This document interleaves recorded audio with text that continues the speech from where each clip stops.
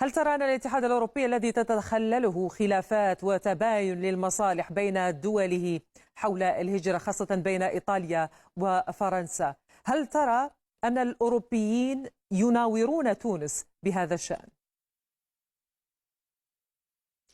أهلا وسهلا. في واقع الأمر الشيطان يكمل في التفاصيل. المناورة كانت موجودة منذ البدء، كان هناك خلاف كبير في المعبد الأوروبي حول هذا الاتفاق الإطاري. كانت فرنسا ربما لا تعلن رفضها له، ولكن كانت تناور في الداخل الأوروبي وفي المعبد الأوروبي نفسه. ثم أن الطرف الثالث الذي أمضى وهو الهولندي وهو حكومة يمنية لم يستمر سوى أسبوع بعد هذا الاتفاق، وكان هذا الاتفاق واضح بشروط تونسية بثلاث لاءات واضحة. وجاء تصريح وزير الداخلية لرفع اللبس عما صيغ في كلام وزير خارجية تونس من أرض أوروبا. تكلم وزير الداخلية لرفع اللبس، لأن الإشكالية مع الاتحاد الأوروبي ليس مع المفوضية بل مع قلة ذوق البرلمان الأوروبي وبعض أعضاء البرلمان الأوروبي الذين لا يملكون ذوق سياسي، لأنهم كانوا يريدون أن يأتوا هناك وهم غير مرغوبون فيهم للحديث مع المجتمع المدني والأحزاب المعارضة، وهي قلة حياة سياسية وقلة حياة دبلوماسية.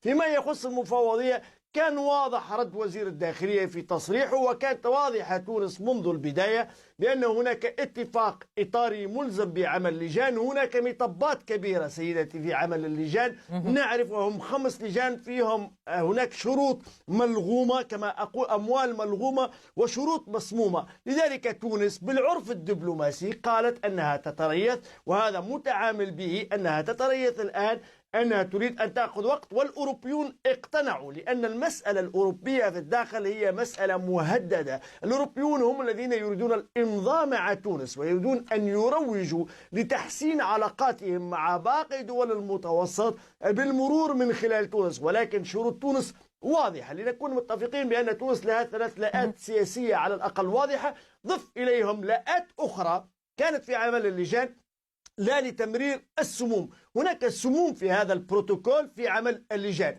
وكان الرد التونسي لكن سيد نزار اسمح لي أقاطعك بتنويع بوصلة تونس. نعم تفضل. قلت لي أن تونس تريد أن تتريث في هذا الموضوع، لكنها تستعجل الأوروبيين بالإيفاء بتعهداتهم. نعم، أوروبا ملزمة بالإيفاء بتعهداتها، لأن هي من خلقت هذا الجو المشحون هناك. فقط أسألك، من المسؤول عن وصول 8000 شخص في نفس اليوم؟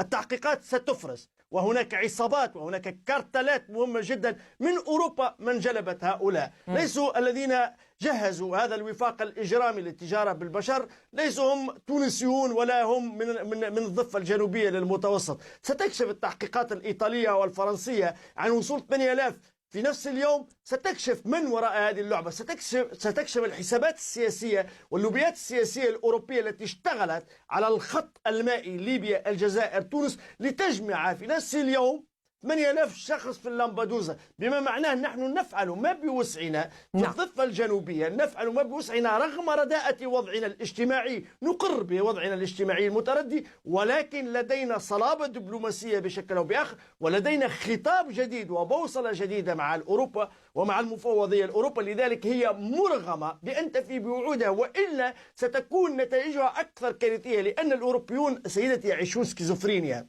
السيد ماكرون سيمرر قانون للهجرة لطلب 600 ألف عامل يوم 6 نوفمبر المقبل، وفي نفس الوقت يعارض إمضاء التونسي في اتفاق بروتوكولي ويلغم عمل اللجان بمواضيع ثانوية، ويريد أن يلغم تحاور وحوار مع الأحزاب السياسية ومع الجمعيات، وهو أمر غير معلوم به. لذلك فرامل تونس واضحة، طلب تونس واضحة: إذا ما أردتم سلما اجتماعيا في هذه المنطقة، نحن مستعدون لقراءة لهجرة أخرى إنسانية، لهجرة ند بالند، بسقوط الكبرياء الأوروبي وخاصة الجانب الفرنسي في هذا الموضوع. لذلك أعتقد إلى حد هذه سوف أعود إليه أن تونس متريثة ورصينة ومتزنة.